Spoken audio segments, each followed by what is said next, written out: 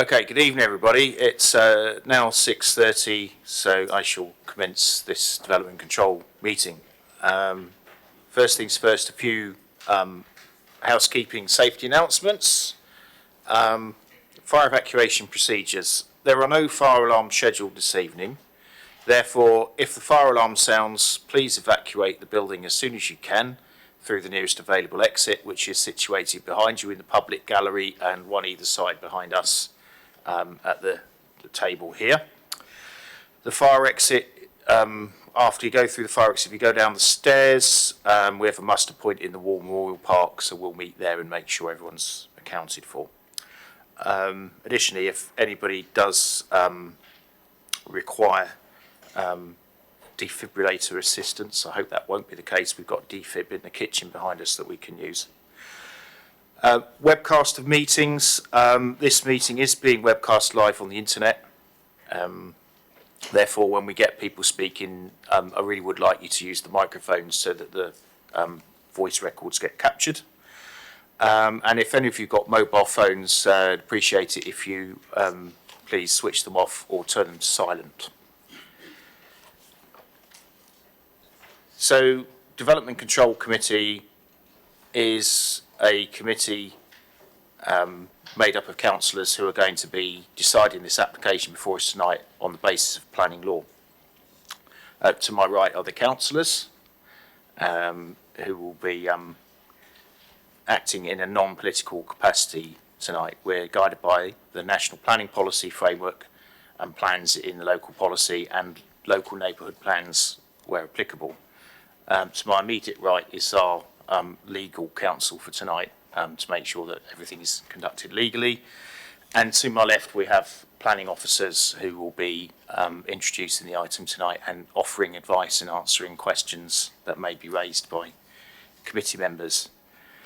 At the appropriate time, I'll invite any speakers to contribute to the meeting in the order set out in the update paper. So first up will be parish councillors who have 4 minutes, objectors get 4 minutes, those speaking in favour get 4 minutes, and then we have 3 visiting or ward councillors, each of whom get 4 minutes each. Following that, there will be an opportunity with each speaker to receive questions from the councillors, and then questions to officers before we move on to a debate. The item will be debated and then we shall move to vote. Committee members will have read the agenda reports and are likely to have raised any factual questions ahead of the meeting.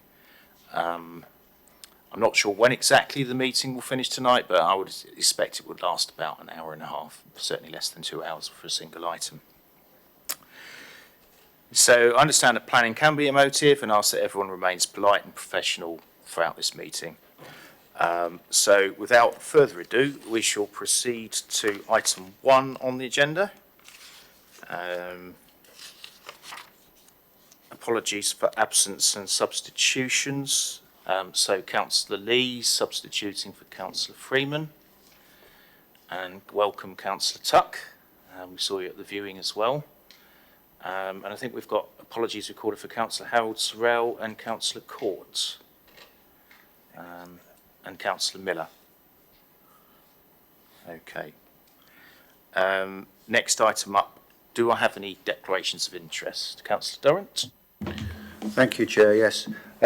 As is proper, I've consulted with the legal and planning officers regarding my objections made to the development as a parish council chairman and later as a ward councillor at the appeal.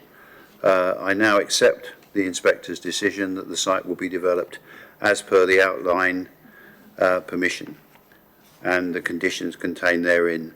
I have entered the DC process with an open mind regarding the reserved matters for this application before us now.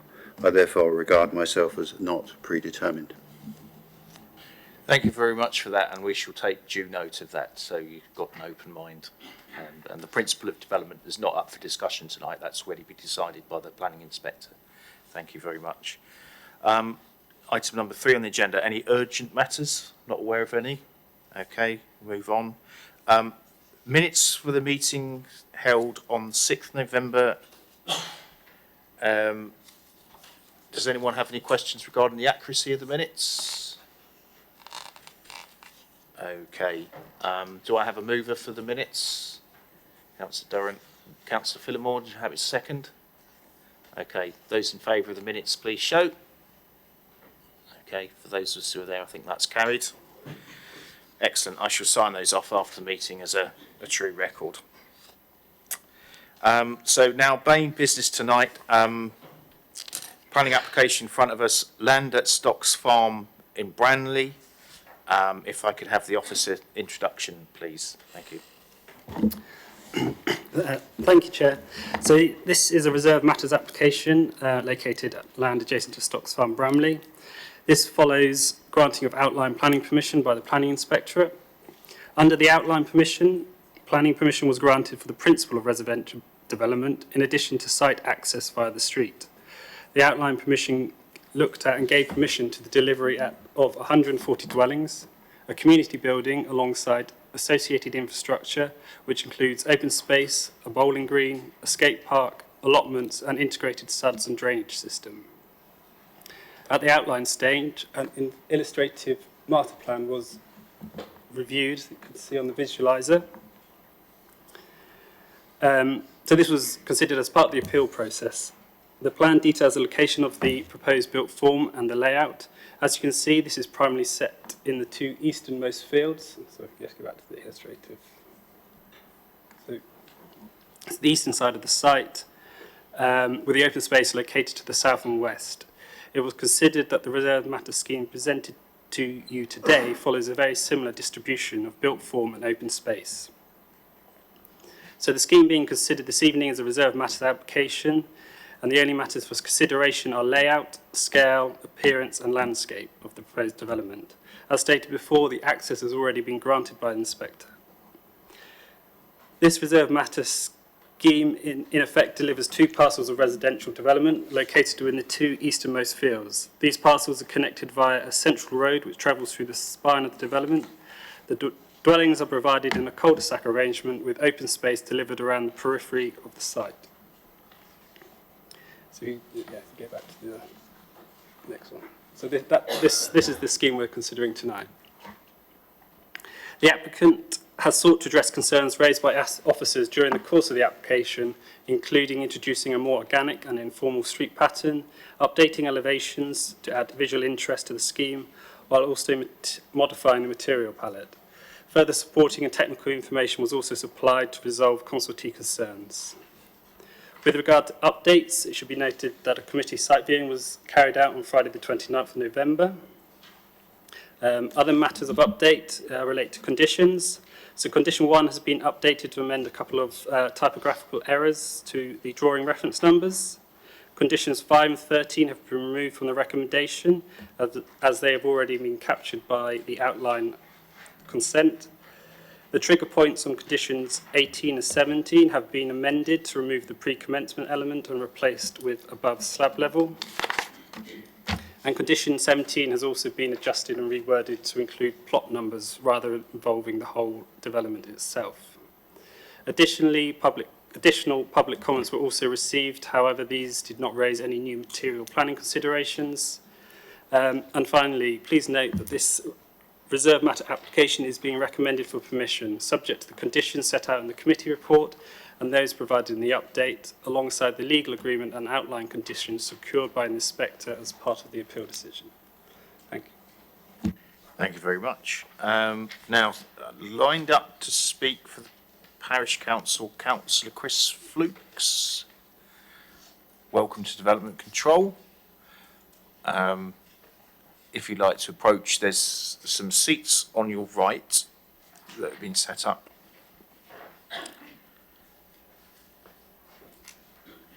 If you press the right hand of the two buttons, that will enable the mic, and when you're ready, you'll have 4 minutes. Thank you very much.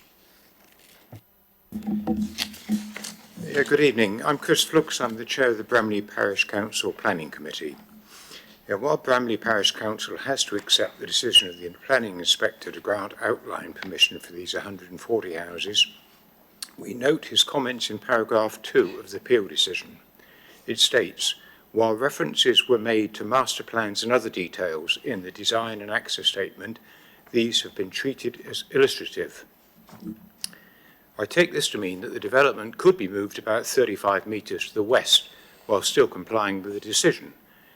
This will make a development much more palatable to a large number of villagers, as it will provide a green buffer between the old and new while still occupying the same field. It would also alleviate having to build on the very boggy eastern end of the site. The enclosure plan shows a large part of the western boundary lacking a knee rail fence, which could invite unauthorised encampments. This problem would not exist if the housing was moved westward up against the hedge. The original surface water drainage report prepared by Brookbanks has the statement, detention basins are landscape depressions that are normally dry except during and immediately following storm events. At this site, I would challenge that statement, as at St James's Park, some 300 metres away, the detention basin always contains significant water even after sustained drought. I would also note that on the plans they're referred to as attenuation ponds. Referring to the surface water drainage non-technical note dated August 2024, I note that nothing new appears to have been added to previous submissions. The maintenance schedule appears suitably comprehensive with regard to detention basins and forebays, but nothing about maintaining any drainage infrastructure once the water is directed off-site. As the viewing panel saw on a very wet day, the natural runoff from the site is considerably less than the planned discharge from said system at 14.48 litres per second, which in itself seems innocuous until you realise that it equates to 11,500 gallons an hour, which is the capacity of a large road tanker. This flow is directed to a field ditch, which drains into the pond of Stocks Farm, a listed building. From there, a culvert is believed to run under numerous structures to the pond at the southern end of Minchin's Lane. This pond is heavily silted and overgrown and regularly floods the road, including in the last week or so. It appears that no investigation as to the capacity and state of repair of said culvert has been carried out, nor has any attempt been made to clear the pond at the end of Minchin's Lane. Surely no developer can be permitted to drain a development of 140 houses through an old agricultural drainage system, which is in an unknown state of repair. You've got 1 minute left. And therefore urge you to request the developer revisits this application to make it more acceptable to the villagers, especially those who have to live adjoining it. Thank you. Thank you very much. Councillors, do we have any questions for Councillor Flukes? Councillor, Caskell, thank you. Thank you, Chair. I've got a couple of questions. In your experience, how many times have you witnessed this site being flooded? And at the moment, I assume it's a farmer's field, but do you know who clears the ditches at present? The road, Minchin's Lane, floods 2 or 3 times a year, every year. It just happens, and a lot of it is caused by lack of maintenance down beside the highway. The field ditches, I presume, must be cleared by the farmer. I have no idea. Private property. I know it's very wet down in that part of the thing, and I believe the adjoining householders have, some of them have drained their bit adjoining the field, but it is very wet. Any further questions, councillors? Councillor Phillimore. Yeah. Hi, Councillor Fluke. You've mentioned the preference to move the development across the site. Have you communicated that to the applicant?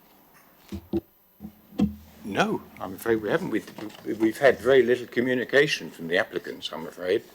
You know, they keep telling us that they've consulted and everything, but I'm afraid that is stretching the truth somewhat. Any further questions? Thank you very much for your contribution, Councillor Flukes.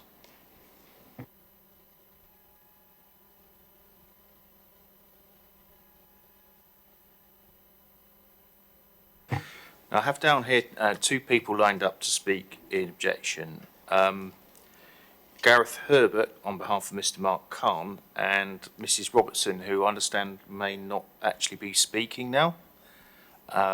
So if you'd like to approach Mr. Herbert.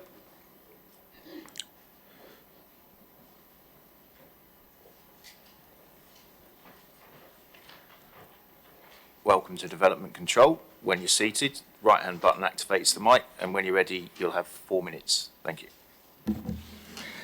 Hi everyone, my name's Gareth Herbert. I'm here to represent the views of every resident in the houses on the street in Minchin's Lane. I live on the street myself. They are directly impacted by the proposed development at Stocks Farm. These residents have unanimously supported the constructive proposition I will make this evening. However, I'm also here to represent the many people in Bramley who have expressed their concern about the impact of this and other new developments in and on our community.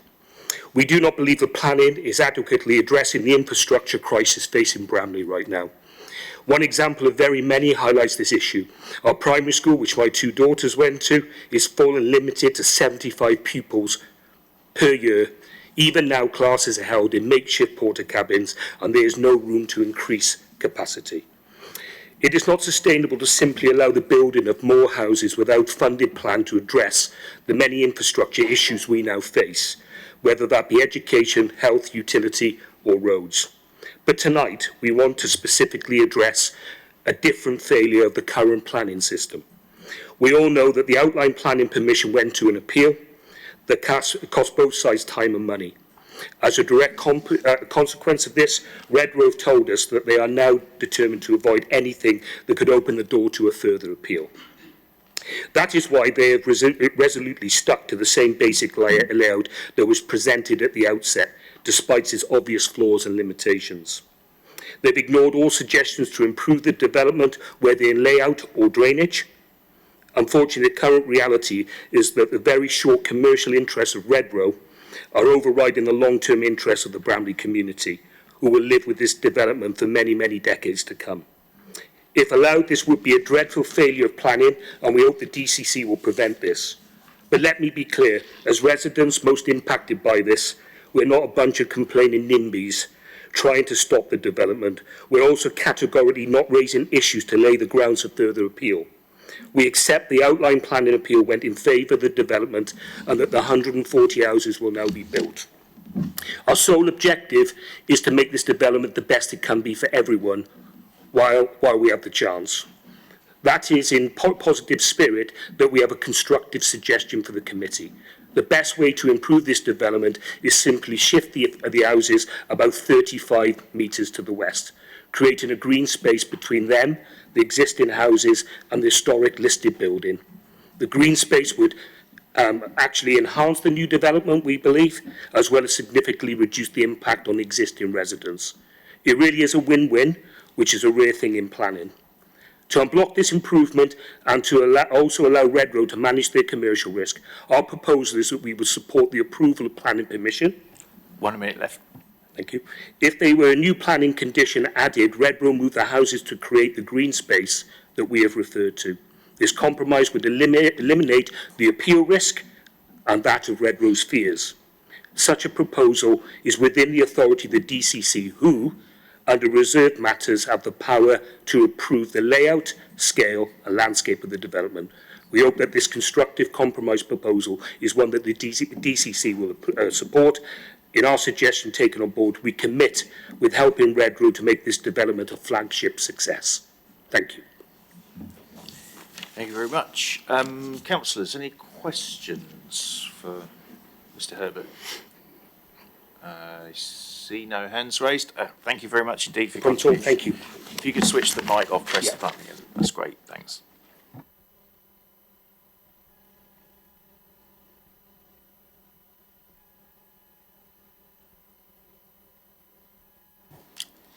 Speaking in support, I have Catherine Bruce and Tilly Wishaw, if you'd like to approach.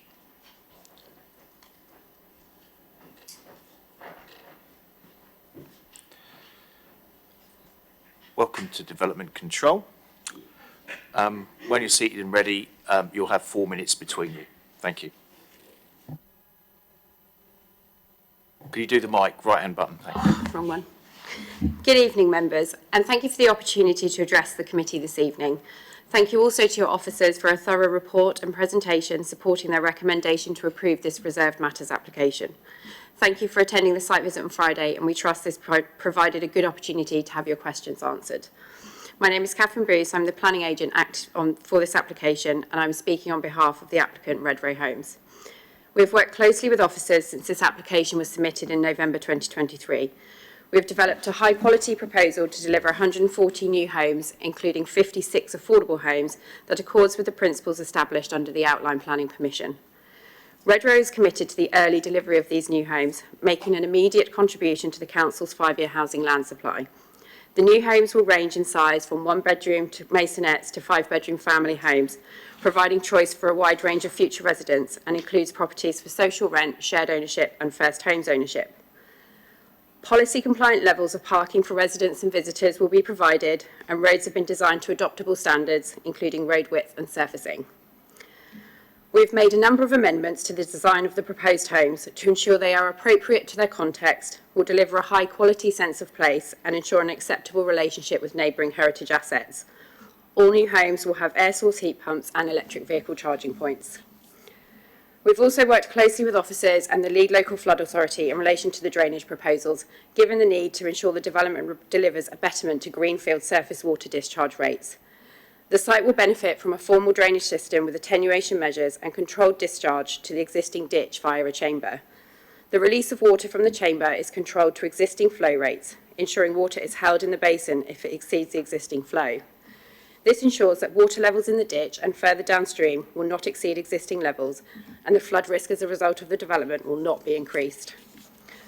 The drainage proposals have been developed as a result of extensive technical testing and understanding of the existing drainage system, and Redrow is committed to engaging with neighbouring residents throughout the construction process. We have also had discussions with ward members and local residents who have expressed a desire for the development parcel to be moved further west. Whilst we have explored this option, we have chosen to proceed with the proposal before you that complies with the previously assessed parameters and established principles of the Outline Planning Permission. Officers have assessed the relationship with neighbouring properties to be acceptable and note separation distances in excess of the policy requirement of 20 metres between the existing and new residents, ensuring no adverse impact on their amenity. The proposed development will deliver a significant number of benefits for the local area, including the provision of an array of community and leisure facilities for existing and future residents to enjoy. These facilities include a flexible community building, significant new public parkland, delivering a substantial net gain in biodiversity. 1 minute left. Thank you. Community allotments, a bowling green, a skate park and children's play facilities. A SIL contribution of approximately £3.8 million towards infrastructure will also be made, with 25% going directly to Bramley Parish. The proposals before you represent a sustainable development that will deliver social, economic and environmental benefits for the local area. We commend this proposal and respectfully request members support your officer's recommendation to approve this application and allow for the early delivery of these new homes and community facilities. Thank you. Thank you very much. Councillors, do we have any questions for Councillor Gaskell? Thank you, Chair. Yes, one question, be direct, or two questions actually, but the first one, would you be open to moving the site 35 metres to the west? And the second one was the drainage. You said there's been extensive work. We've already heard that there's localised flooding. How are you going to remove that? How are you going to get water out of a low point to a higher point? Are you going to pump it, or are you just expecting it to be taken away by gravity? Thank you. In terms of moving the developable area, the application at Outline was considered acceptable on the basis of the developable area being where it is, because it didn't have a drastic effect on the character of the landscape. So by moving it 35 metres further into the countryside, it's going to start having an effect on the landscape, which is why we believe it's not going to be acceptable on review of the landscape viability impact assessment. In terms of the drainage, we have done a lot of drainage work. The figures that are set out in front of you in terms of for the flows off-site are calculated on a 1 in 100 year flood event. So the figures that have been mentioned they're not the everyday figures that will be coming off site. That is in a big storm event. Most of the site is done by gravity. It's drained by gravity. Yeah. I'm sorry, I'm not going to allow people to make remarks from the back. It will impede our councillors' ability to hear answers to their questions. Any more questions, councillors? Councillor Lee. Thank you, Chair. So I guess I'm just going to sort of go back through some of those questions. At the moment, there are some concerns about flooding. You made a comment that the changes, that the build itself is not going to increase the risk. But I didn't hear anything in that response that says that you're going to take away the current flooding issue that is faced in the area, which will of course impact the new houses as well as the current houses that are there. What is being put in the plans to mitigate against or remove that risk of flooding? And also, I fully appreciate your statement around not wanting to move the houses at an additional 35 metres because it's what was approved in the outline plans. However, from my understanding, this is the point where we're discussing layout. You've already got the approval to deliver houses on that site. What is stopping you from moving it 35 metres to, further away to the west?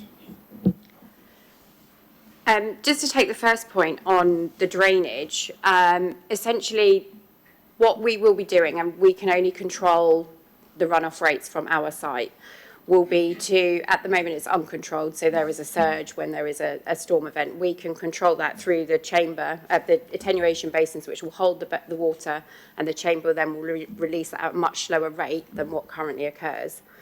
So it will result in a betterment to the water going into the existing system. And then separately, in relation to moving the development parcel, the original outline application was an environmental impact assessment application. And the parameters that were assessed as part of that, including those impacts on landscape and visual impacts and ecological impacts, were based on the development being based in this area. For us to have to move that would mean we'd probably need to reopen the environmental impact assessment to ensure that those landscape and ecological impacts remained acceptable. Councillor Jones. Yeah, we appear to have heard about the drainage of the developed proposal, but during the construction phase, when the ground is churned up, are you taking any extra measures to ensure that the drains aren't blocked during that phase? Yes, so there will be a construction management plan that is required to be submitted prior to commencement of development, and that will include the measures to ensure that the site is drained effectively throughout construction.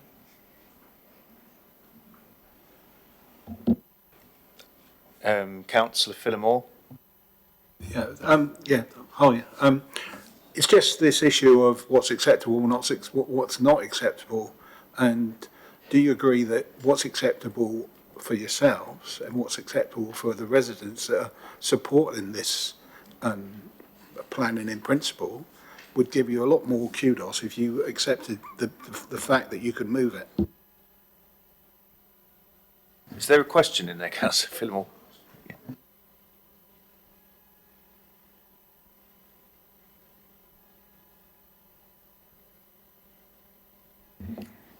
I think for us, we've done a very detailed review of the outline consent, what was considered and considered acceptable by the inspector at that time. And while I accept that it might help get the local residents on side, we need to manage our risk in terms of planning policy and what was approved, moving the developable area will, as Catherine said, reopen a lot of the issues in terms of landscape and ecological impact. Councillor Durrant. Thank you, Chair. Just a quick question.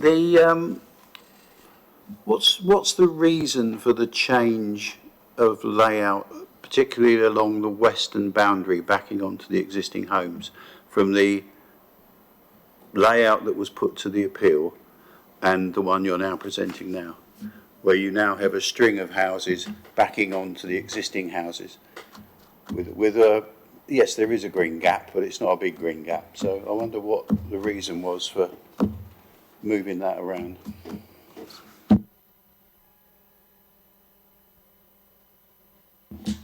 Could you put up the illustrative plan? Sorry. Thank you.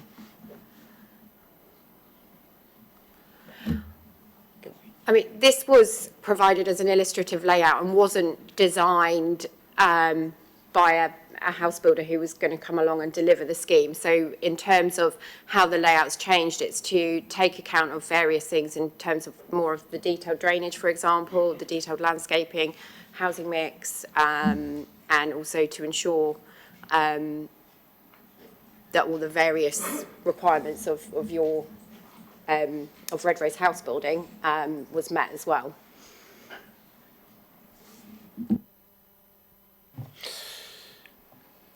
Any questions from any? Councillor Tuck, you got a hand up. Thank you. In terms of the design of the structures, Bramley is described as having a noticeable village appearance, which is distinct from the character of much of the rest of the settlement. I see that you've chosen your typical cookie cutter dwellings that you have throughout the nation, and I'm wondering, what have you done to make those customised to Bramley's unique character? And in particular, I'm thinking even a quick look at the Parish Council website. After a very short scroll, you come across the Bramley windows, and I haven't seen anything in your particular renditions that don't make this any town anywhere. What customisation have you done for this locality, please? And we did kind of work through the design of the houses with officers throughout the process, and we have changed the materials, added chimneys, added more detail to particularly the affordable plots to respond to the character assessments and the comments of design officers. Then I'm supremely grateful to our officers. What I really want to know is why there is such resistance to making the most of the unique character of the areas in which you work. So in this case, I've never seen anything like these 1940s dwellings, anything anywhere near Bramley, which is a lovely heritage area. And I'm really surprised that you don't want to make more of that and actually up the level of the offering that you're providing to the village. I think it's probably fair to say that Redrow provides kind of a high quality arts and crafts design, more heritage product than a lot of other house builders. So that's kind of a good starting point to how, you know, our natural house types do naturally reflect the character of a historic area like Bramley. We have, as I said, added materials and chimneys and changed elevations slightly to reflect the local character area, but unfortunately, you know, being a house builder, we are bound by our house types. So this evening is all about the detail of your design and the design application. We've totally understood that the 140 dwellings is in the bag. What I'm asking you is... Councillor Tuck, I'm quite keen to see, you know, where is this going? Because I'm struggling to see a planning policy in relation to your third question. And we don't normally allow people to ask 3 questions anyway. I mean, I'm really pushing the boat out and your indulgence on this. So there's got to be a really good question if you're going to answer it, like based on a factual question based on planning policy and not a supposition about design. I'm sorry.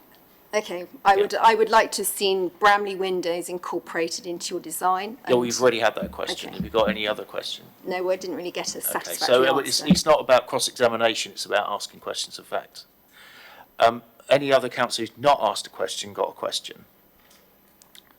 Okay, so Councillor Julian Jones, you had your hand up. Do you want to ask a question? Yes, it was really just, well, on the layout and the cordon sanitaire. we didn't really see any clear indication of why it was acceptable to reduce that from 20 metres to 15. And the suggestions about the permeability of the area are very vague.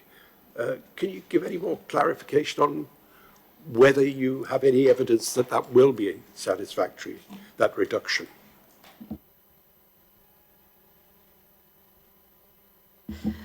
The cordon sanitaire meets all the relevant requirements and industry standards for minimum distances. So that's how we've incorporated that into the design. Yeah, go on then, just this once. Yeah, it was just to understand, that was presumably true when it was 20 metres. What changed between 20 and 15? Throughout the application process, we had more detailed discussions with the network provider, and they confirmed what was required of us. Okay, thank you very much for your contributions.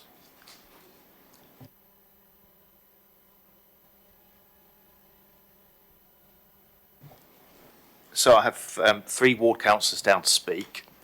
Councillor Tomlin, if you'd like to approach first.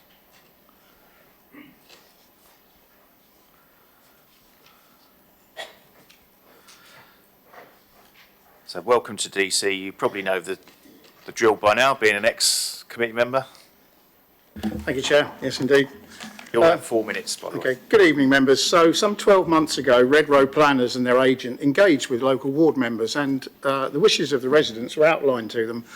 There were requests to move the site, at that time a modest amount, within the red line. This would benefit residents with larger buffer zones, which seemed a trivial request given the expanse of the whole area of this site. Disappointingly, these requests were ignored by Red Row, rendering the consultation meaningless. Subsequent excuses were given by Red Row that the LPA would hold up planning and landowners were not willing to change the layout if the changes were made. So subsequently, we've proved this not to be valid, and you've heard some of that this evening. Moving on to this now reserved matters stage, we learned only at this time that the site water runoff was to be fed into a small ditch at the east of the site. Domestic and vehicular contaminated water will be discharged from the proposed suds pond, and you've heard, at 14 litres a second. That's equivalent to 3 buckets a second. If you tried emptying 3 buckets a second, that is 11,500 gallons an hour, as you've heard. It's an incredible amount of water. All this will go into a neighbour to the site's back garden, into a 300-year-old pond with the potential pollution affecting the established biodiversity.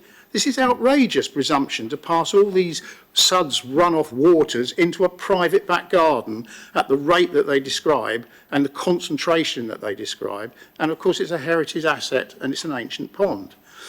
Issues with the drainage were explained to the members at the site visit last Friday. The fields we stood in showed water retention in what are effectively large, shallow, boggy ponds, which naturally control the current excess water from the ditch. Examples locally show that runoff from recent developments through their suds ponds are more concentrated than open fields, and it causes flooding on a lot of local small roads. The east of the site, being the low point, is also where the sewage pumping plant we've just talked about is going to be located. And then they're going to pump it across the site to get it back to the main street to join the sewer. Now, this is very close to neighbouring properties, this cordon sanitaire at 20 metres. 5 metres of it was actually in a private garden, so that's why it came 15 metres, because it was more convenient. This all shows a total hardball approach by Red Row to developing relationships with the community. They have given nothing to Bramley. Now, biodiversity conditions are lacking in the report in front of you. We need herptile fencing, collecting the species all before development starts, following British standards. There are concerns over Red Row's track record on the swing-swang lane at Old Basing, where they failed to control subcontractors, which subsequently destroyed a sink and a glowworm habitat. We need protection, please. We also currently have no design and construction management plan to read.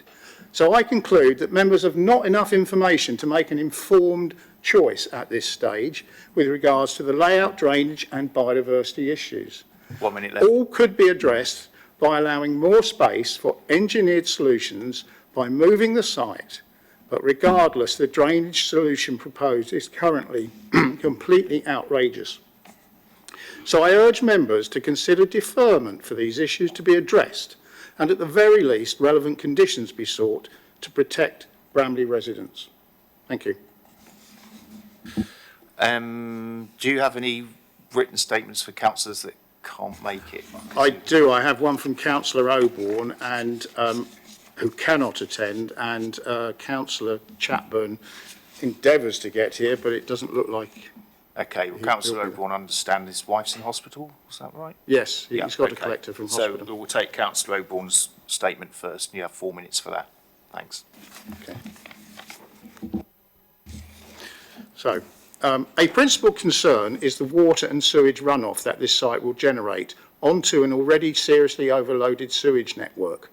There have been many cases of sewage overflow into houses in Bramley in recent years. In this case, there is a particular concern about surface water runoff. At present, the fields act as a sponge, delaying it. But as we can see at the moment, that sponge is often saturated. Replacing this sponge with hard surfaces will make the situation much worse. Only yesterday, a section of Minson's Lane near the GP surgery was flooded by water that was unable to escape down the culvert and tunnel from Minson's Barns, under Minson's Lane and along the north side of Cliff Meadow. One result of this was that pedestrian patients, at least, were unable to access the surgery without making a detour of about 2 kilometres via lanes that were also partially flooded and that do not have footpaths. Thus, elderly and infirm patients were blocked from accessing medical services. Adding the runoff from this site will significantly worsen the problem. All runoff from the site will tend to go to the lowest southeast corner adjacent to Minson's Lane, Stocks Farmhouse and to Minson's Barns. A partial solution has been proposed to move the built area as a whole within the site to the north, thus releasing more soft land on the southern edge to continue to act as this sponge, delaying runoff. We understand that the developer has rejected this after failing to respond at all for some time, with just a comment that the landowner won't allow it. The landowner, the Foot family, contradict this, and indeed, given that they are selling the site as is to Redrow, they have no interest in or control over the exact location of construction within the site. This seems to be unnecessarily obstructive and indeed arrogant at this stage. To simply modify the drawings and move the built area northwards within the site would take a negligible time and would incur no additional construction cost. It would have the added benefit of lessening the impact of the site on existing properties on the street, thus reducing the levels of objection. But this matter seems to be illustrative of a wider problem with Redrow's attitude and indeed that of other developers. Instead of engaging with the community from the start to discuss what the community might like to see and would be prepared to accept, their method is to simply design something and present it as a fait accompli. This is guaranteed to generate maximum objections, and dealing with those are at a cost to the applicant. Why does a business go out of its way to maximise its own upfront costs? Were I a shareholder of Redrow or its parent company, I would be asking this question of the board. Thank you. Thank you very much. Now, I believe Councillor Chapman, you are here now. If you'd like to approach, you've got your 4 minutes and Q&A afterwards. If you, Councillor Tomlin, if you want to stay there as well. Oh, no. Councillor Tomlin, we'll have Councillor Tomlin's questions first, and then we'll have Councillor Oborne. Yeah, I'm not sure. Councillor Tomlin, if you want to answer questions on behalf of yourself, I'm not sure if you can answer questions on behalf of someone else. So, yeah, councillors, any questions? Councillor Bound? Good evening, Councillor Tomlin. Are you sort of questioning the viability of the attenuation ponds then to do the job that they're presumably there to do, to control the outflow? Well, yes, because again, I made the reference to some of the other, and I've had some intimate, if one could be intimate with a suds pond, dealings where things like the flow valve and restrictors were failed to be installed. We had flooding, and even now we still get flooding. What these ponds do is allow all of the surface water, again, which I illustrated could be polluted, to accumulate, and then it will discharge. Now, the statement is that it will go at the rate of the normal area. But if you walk around this site on the viewing panel, there was water held in the ground. It gradually permeates through the ground, and the flow into the pond in question was visible, but it was not at anywhere near that sort of rate after quite heavy rain. So my concern is that this water will build up and then will be released into an 8-inch pipe into this pond, and it concentrates all of the water which would have actually found its own way out, if you like, and it will come out at a much faster rate because it is far more localised. Councillor Lee. Thank you, Chair. Councillor Tomlin, your speech was heavily focused on the effects of flood water there and the suds, where it's supposed to go, etc. But at the end, there was the comment around if they move it further to the west, then it's more agreeable to residents, to yourself. What are you actually objecting on this basis? And is it the issue with the flooding? Is it issue with the location of the site? If they move it, does that take away the issue with the flooding? So if the site was moved further away, it would give a larger buffer in the wettest area. So my feeling there is that it addresses two of the issues. One is to move the built form away from the existing residents to give more of a buffer, which will have its biodiversity gains as well. But it will also allow some of the more natural drainage to carry on in its existing form, and thus hopefully may give space for a better engineered solution, which we haven't been presented yet, as to how they're going to get the water off the site. Not just, well, the pond is the big issue, but the pond overflow goes under housing and ends up in I don't know what you call it really, a small pond that's very well overgrown by the highway, and then it has to find its way under the highway. And all of those measures are someone else's problem, and they will manifest themselves at the point of discharge, which will be in a private person's back garden. So that's where I'm hoping space brings time, brings room for an engineered solution. Thank you. Any further questions, anybody? Okay, thank you very much, Councillor Tomlin.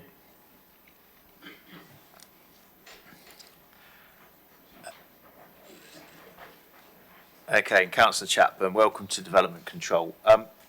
Councillor Durrant, as you've left the chamber, I'm afraid you won't be able to vote now. Oh, okay. I didn't appreciate that, Yeah. sorry. Matter of urgency. Nature calls. Okay. Yeah, Councillor Chapman, when you're ready, press the button to the right, you'll have 4 minutes. Thank you. Thank you, Chair. I'll just concentrate on biodiversity in terms of this planning application, and I would request that the committee pauses the progression of this development.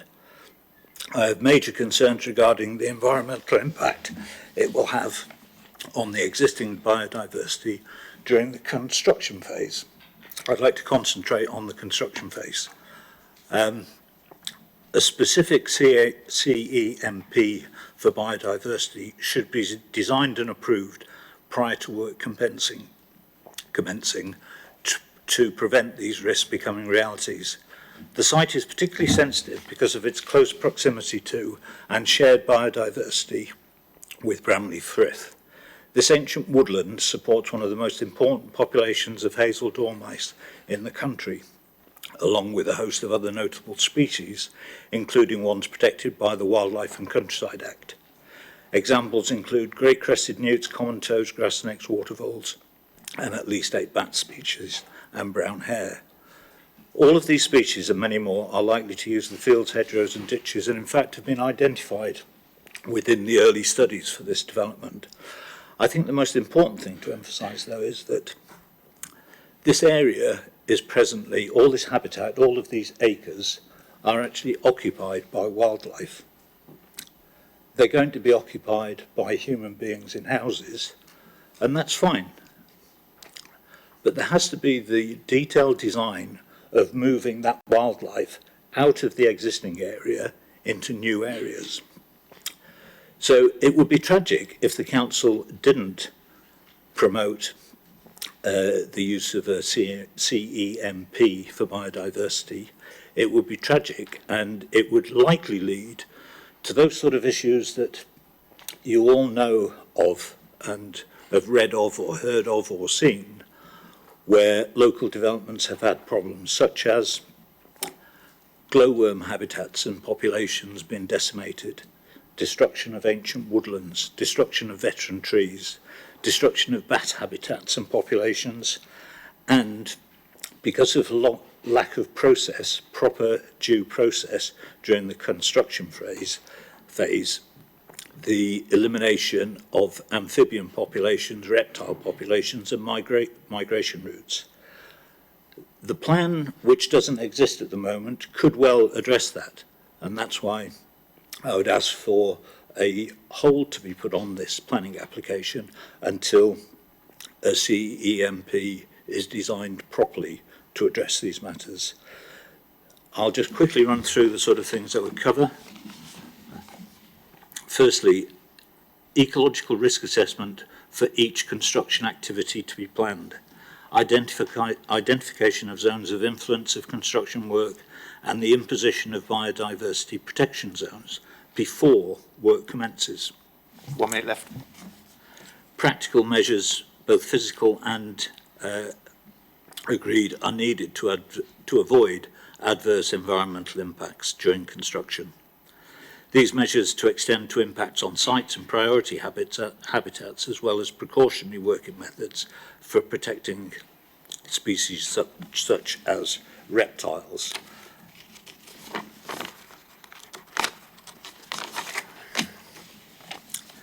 Creation of sanctuary habitat areas and protection zones before construction commences. That's an important point. Before construction commences. Not during or not after, because that's too late. This could be helped enormously by engaging with local nature conservation groups, such as Wilder Bramley, who would help to ensure that the CMP remained risk-free, including within the work finger searches and habitats clearance so that wildlife could be relocated. Afraid your time's up. Can you sum up, please? Yeah. Pardon me. The approved SEMP should be adhered to and implemented throughout the construction period, unless otherwise agreed in writing. This would enable the conservation, protected and priority species of principal importance and demonstrate compliance with the Environment Act. Thank you. Thank you very much. Councillors, do you have any questions for Councillor Chapman? Councillor Bound. Good evening, Kevin. On page 75 of our report, it quite clearly mentions the dormice mitigation strategy, condition 18. Yes. And then it goes on to talk about that the inspector was quite clear that there should be a biodiversity management plan, but is your point that it would not apply just during the construction? Sorry, could you use the mic? Yeah. Yeah, in the document it refers to Chapter 6 of the Biodiversity Plan. And to be honest, all of those strategies and offered mitigations are absolutely fine. But they're not time planned and phased with this construction.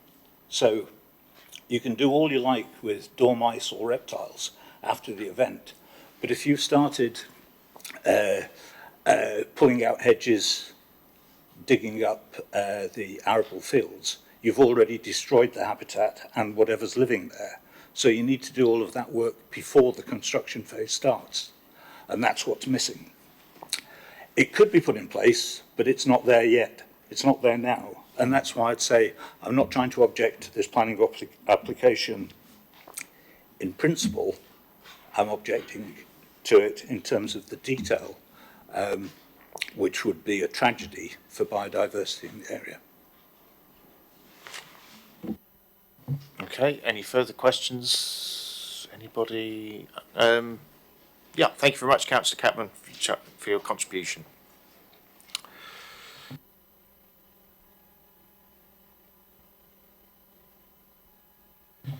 Questions for officers? Councillor Bound. Thank you, Chair. Could I immediately refer to that last point which was put by Councillor Chatburn, please? So thank you. So the question being protection of species post-development. So I think on the outline consent that was granted by the inspector, there was a construction environment management plan in there. Tonight we have heard the applicants also commit to adding to that document when they submit it to cover the pre-commencement work. So I think under that condition, if we were to look to add an informative to highlight the fact that that should include the pre-commencement work, I think that would suffice and cover that. In terms of protected species, they are legally protected anyway, so they would be caught up by the legal responsibilities to protect those anyway, so they wouldn't be decimated. They would need to go to Natural England to get necessary licences for dormice, for example. Okay. Councillor Lee. Thank you, Chair. I do have two. One's a quick one because it pertains to the judgment from the inspectorate. It mentions here that he chose not to impose two conditions suggested by the council, which expressly dealt with matters that would be subject to reserved matters. So I'm assuming that's at this point here. Can you just say do you know what they were, so that, and whether they've got any context to what we've been discussing here tonight? The second question is, and I'm sure it's on everyone's minds, the moving of a site 35 metres to the west, is that going to reopen any issues with the inspectorate and any potential appeals? Is there anything that can start that process again? So your first question, I can't recall. I would assume if that's what the inspector wrote, it was obviously covered in other conditions and matters to be considered tonight. So I would have thought they'd be encapsulated, but I couldn't tell you. Thank you, Councillor Lee. On the second one, obviously there's been a lot of discussion around potential moving of the site, etc. There's been reasons explained as to why it is or isn't. I think the key thing for the committee is that you have to determine the application that's before us. Discussions have been had about moving the site. The applicant's taken a position not to. For whatever reason, in some way that in itself is immaterial, the reasoning. It's just simply that there's an application before us and we need to then determine as the local planning authority, you as the DC committee, whether it's acceptable in planning terms or not. We can't then look beyond the alternatives, if you like. Councillor Tuck. Just on both points actually, on the biodiversity point, the management plan, the CMP, the pre-commencement plan for biodiversity, can we not have it as an informative? Can it be part of the condition, please? I do want this to be something that is enforceable. So the condition has already been imposed by the inspector on the outline, so we can't reopen that condition or reword it. I think, as you've heard tonight, I think there is a commitment to look at that, and I think an informative highlighting that requirement is what we can do. Ultimately, it is us as the local planning authority who will make that decision on the condition, and if the details supplied are sufficient. So I think that control remains with us to make that decision when they submit the details. So you're telling me that whatever is agreed in the management plan, biodiversity management plan, will be something that we can enforce should we have to. I do hope we don't, but if necessary, we could. Yeah, so it falls under the construction management plan rather than the biodiversity management plan is a separate entity. But yes, obviously anything that's submitted and approved, they are, we can uphold them to account on what they've set out and we've approved. And I did have something about the location, which was, obviously this is about layout and situation of the properties on this big red line area. Is there scope to defer for further discussion with the applicant for investigation into looking at moving that to 30 metres further north? I think Mike answered that question. I think what we've got to consider tonight is what we have in front of us. We can't defer it to reconsider. We have to consider the plans as submitted and consider them against the policy remit we have in terms of is it acceptable or not. And I suppose just to add to that, and I totally understand why the question's there, Councillor Tuck, because obviously it's been raised by many this evening, but you've already heard as well directly from the applicant in terms of the response to the questions that have been asked directly to them. The other part of it that I always have to make members aware of, obviously, is deferring could open the council to risk of appeal and non-determination as well. So simply deferring doesn't necessarily mean that what you would like to happen would necessarily take place. So you just need to be aware of that risk, if you like, if deferment was put forward. Thank you for that explanation. It's just a shame, isn't it, that developers don't seem to want to engage with the community. Yeah, I'm afraid you've already had 3 questions. So moving on, Councillor Gaskell. Thank you, Chair. We've already heard from councillors and residents that there's an issue with potential flooding. And we heard from the developer that was a 1 in 100 year potential for flooding. It raises concerns. I'm an engineer, and I look at this and I feel that there is a problem there, and it's not really being addressed. And obviously, this isn't a place to do that. That's further down the line. But can we impose, as part of this planning committee, a requirement for some mitigation against surface water flooding and potential pollution from surface water, in the way of a 35-metre corridor between the housing and the new housing and the existing housing, and potentially putting in things like reed beds. It's just a suggestion, it's not a recommendation, but obviously to engineer that naturally so that there is some proper drainage and some proper natural pollution mitigation. Thank you for your question. I think the first, in terms of conditions, I mean, the idea of moving a scheme 35 metres isn't something that would be a matter to deal with by condition. I mean, that's a fundamental change to the design, and everything would have to be redesigned. That's not within our power or remit to do under the condition. I think in terms of the way sustainable drainage systems work, they are designed to ultimately the water will permeate through a certain depth, which will take out a certain amount of pollutants. It will then go through, I think there's a sediment trap as well, which will take out further. So there are inbuilt systems, and the idea of them being is you would remove pollutants. I think it's also important to remember that there could also be a risk of pollutants from an agricultural field. It's not necessarily, clean water runoff anyway. This was formerly agricultural land that could have fertilisers, etc. So I would suggest that, no, we can't move the development under a condition, and also the way this system works is designed to take out those pollutants. And within the flood risk management plan submitted, or flood FRA, I think they have identified that the current pollutants are fairly low in terms of their risk value in any case. Okay, Councillor Jones.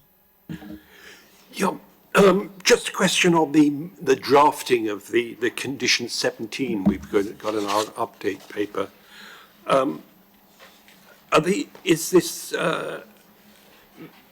these measures to take place on the land of those houses?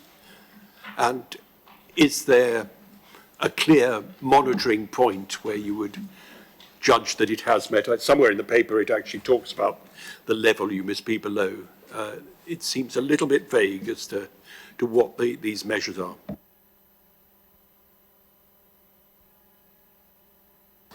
So I think that the condition requires those noise levels to be assessed. So that would be our starting point, and then obviously any design mitigation would be designed to meet the standard requirements for internal noise acceptability for a living accommodation. So there'll be a two-phase, i.e. assessment of what the noise is and then how it would be mitigated. And then we'd expect it to meet those standards. Can I just come back for clarity? So are you saying the wording of this condition as it stands meets that requirement? Yes, I'm content with the wording of that condition, yes. Councillor Phillimore. Thanks, Chair. The whole drainage issue for me stems around a privately owned pond on a privately owned land, what control has the actual landowner got in this issue? Could he eventually fill the pond in at his gift?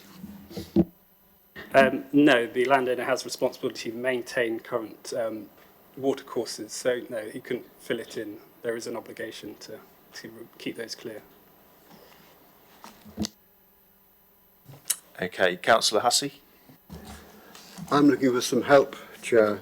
On page 79 of the report, para 8.146, it talks about Thames Water providing comments on the reserve matters application and confirmed there's no changes to the proposed foul oblique surface water drainage strategy.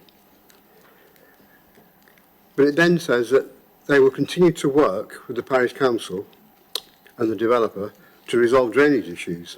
In the light of this position, condition 27 cannot be discharged at this time.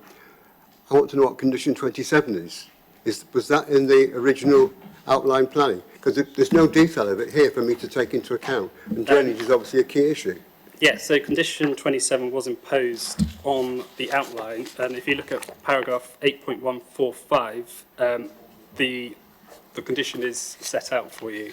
So in effect, it's to do with the foul drainage system, and Thames Water are acknowledging obviously the current sewage issues in the local area. So that condition is worded to help find time to fix that issue. And then if it can't be done, it will be an infrastructure phasing plan until such times that the sewage system has been resolved.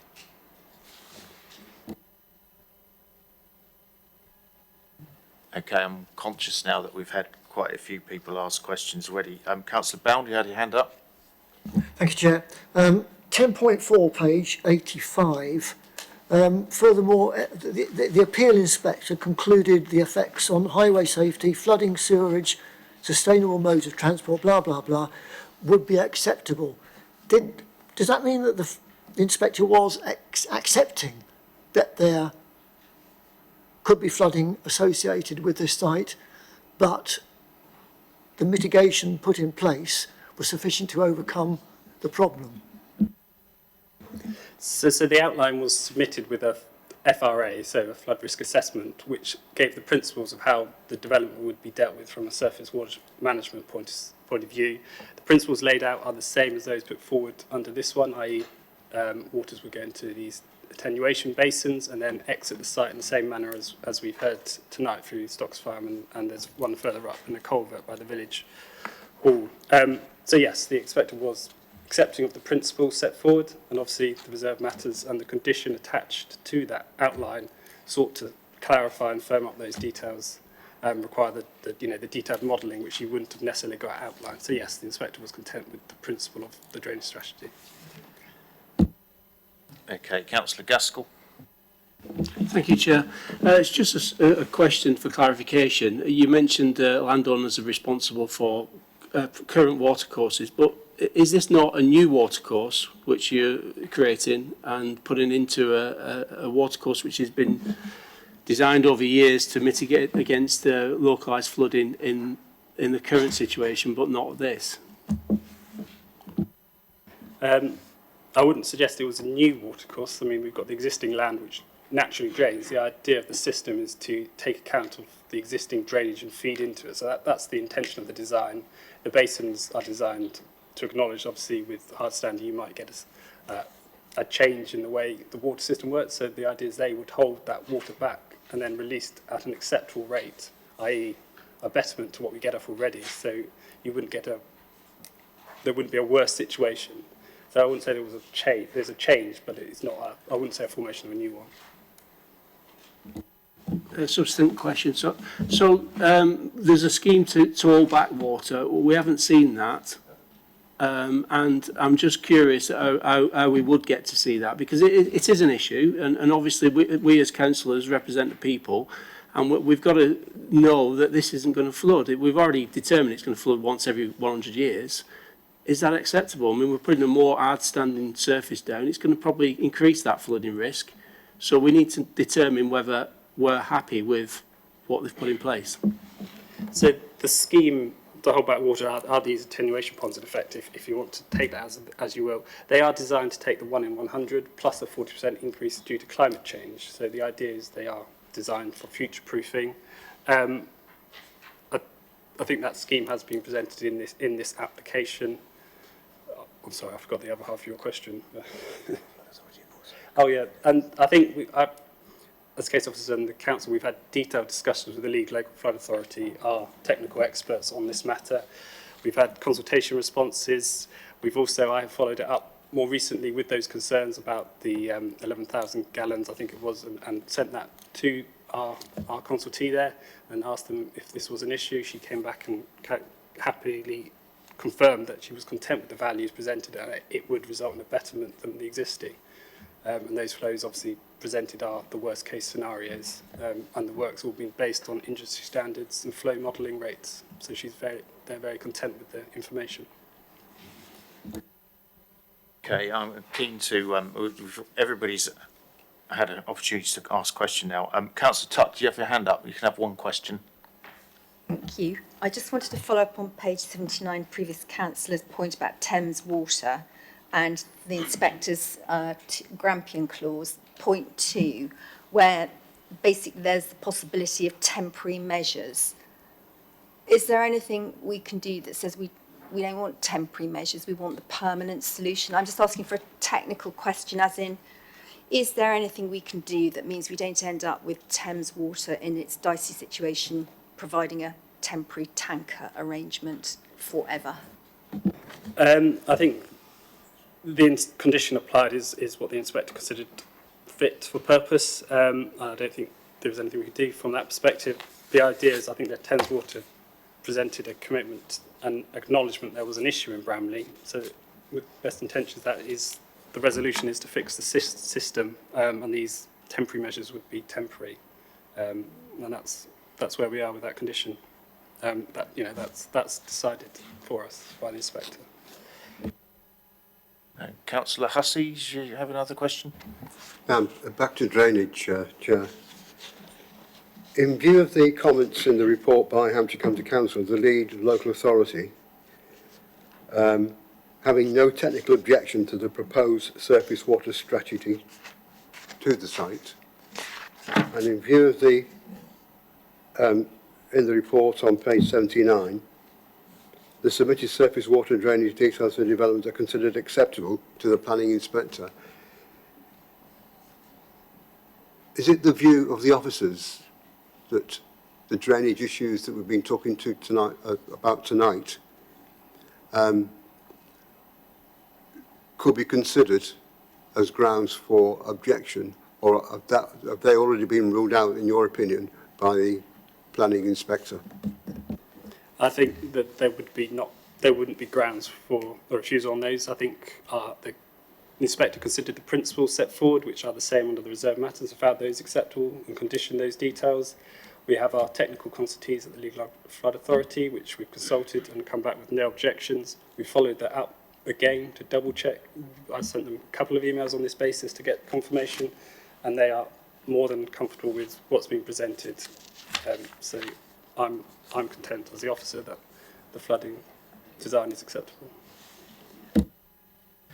Councillor Lee. Thank you, Chair, and apologies to keep these sort of questions coming. 8.149 on page 79, it says that concerns have also been expressed as to what happens if the pumping station fails. It states that it's the responsibility of the owner of the site to ensure appropriate management and maintenance. I mean, I don't want to discredit lots of other companies, but are we able to put a condition on that element that states that they need to come up with submit a strategy or a plan, a management and maintenance plan on how that would be addressed, certainly within a certain amount of time after the development has finished?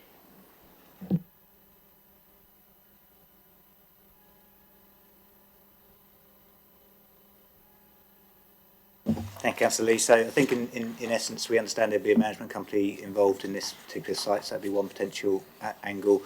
We would just bear with us 2 seconds, just double checking the conditions on the outline. So bear with us.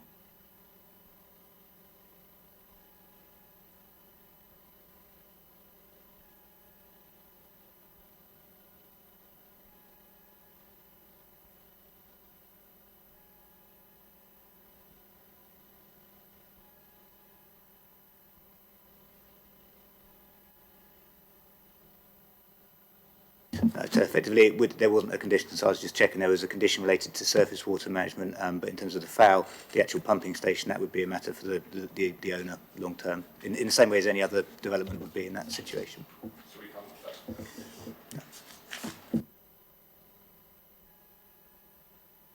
Right, most of you had 2 bites of the cherry. Councillor Fillimore, do you have any questions?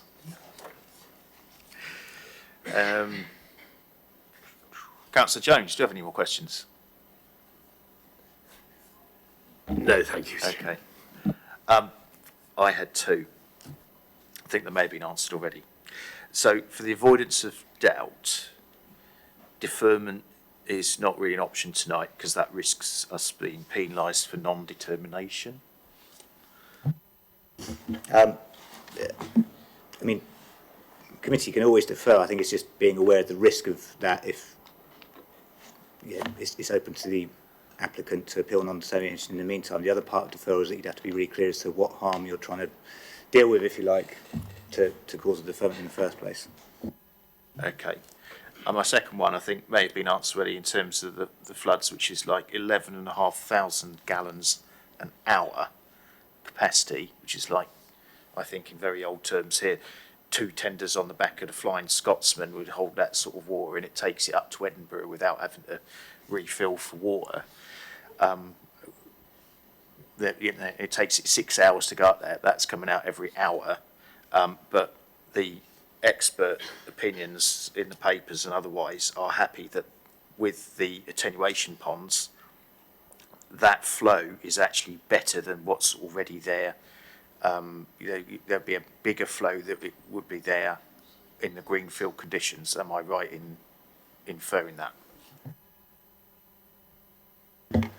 So all of the detail that's been referenced is all details taken from the flood risk assessment, which has been reviewed by the lead local flood authority as a statutory consultancy on the application. So they have seen all of that detail, and as Luke's mentioned, that we have checked, double checked, triple checked with them that they are satisfied with those rates and that they would be no worse than greenfield runoff. Okay. I think we've had quite a few questions now, so I shall throw it open to debate. Who wants to go first?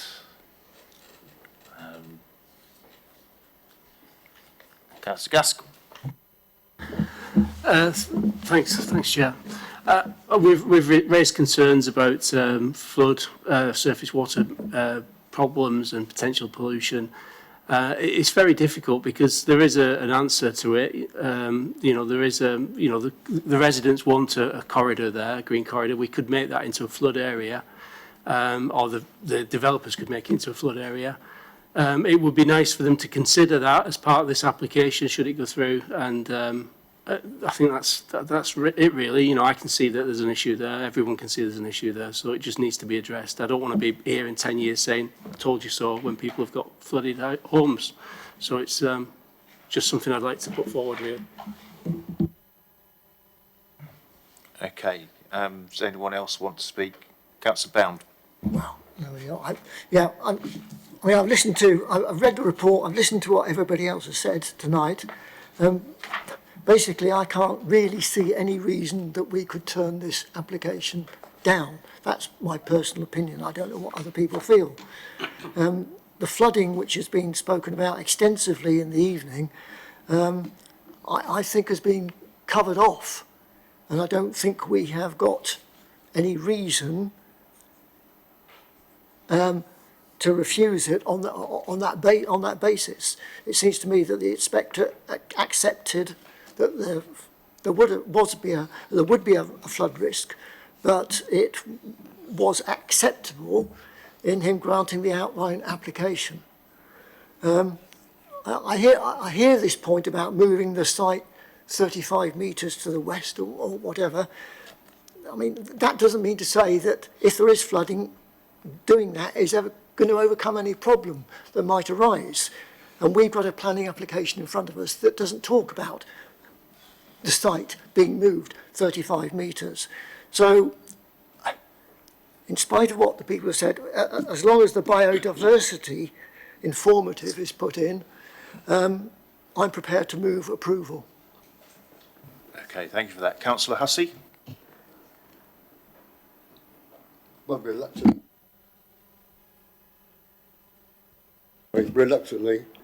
my colleague, on my right, Councillor Bound, has expressed my views as well, and I will reluctantly second. Okay, thank you. So we've got a live proposal moving the recommendation duly seconded. We'll move to vote in that case. Those in favour of the motion on the table, please show. 6. Yeah. Those against? Any abstentions? 2. Okay. I think that's a decision. If we could have the decision recorded, please. So the decision is to approve the scheme subject to the conditions within the officer's report and also those stated within the update paper alongside an informative relating to biodiversity pre-construction to be covered off in the construction management plan. Thank you very much. So that's the planning applications in front of us tonight.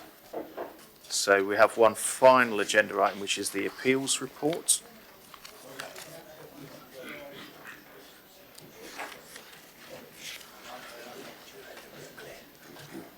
Yeah, we'll let the room clear.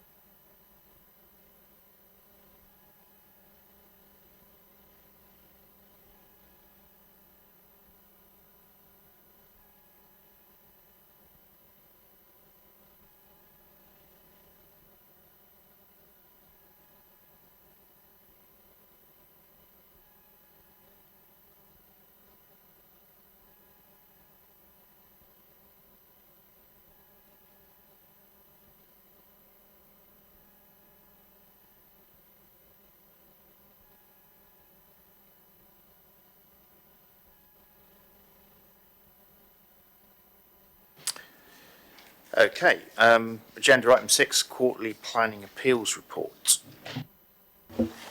Thank you, Chair. So as you say, this is the quarterly appeals report for Development Control Committee. Just bring to members' attention, so this covers the period August, 1st of August to the 31st of October 2024. Just draw to members' attention in particular the decision at Appendix A. So that was in relation to a major application at land south of Myhaven, Woods Lane, Cliddesden. The reason to bring that to members' attention, it was a delegated decision to refuse the Planning Commission, but the reason to bring it to members' attention is that it's for 28 dwellings, so it was a major application. So members will be aware of the issues that the authority has faced in relation to decision making. So this was a dismissed appeal on grounds set out in the bullet points, particularly around the impact on countryside, the fact that it would be an incongruous extension to an existing village, etc. So that's an appeal of particular note. In general, you'll see that there were 3 allowed appeals within that quarter, but there's a significant majority were dismissed, i.e. went in favour of the council's decision making. Just bring that to members' attention. Happy to take any questions. So page 111, that was one that we refused as a committee against the recommendation, and then that was upheld, allowed on appeal. The one at the bottom of Mesner Street, yes, that was the one. Yeah, that was the one. If you recall, it was the one where it was a single dwelling where it was proposed to be changed to a mother and baby unit. So it was a finely balanced decision, Chair. Yes. Okay, any questions on the appeals report? Okay, great. Well, I think that wraps up the meeting, concludes the meeting for tonight. Thank you very much, everyone, and see you next week.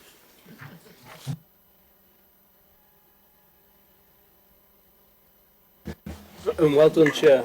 You're only 5 minutes away from your guess.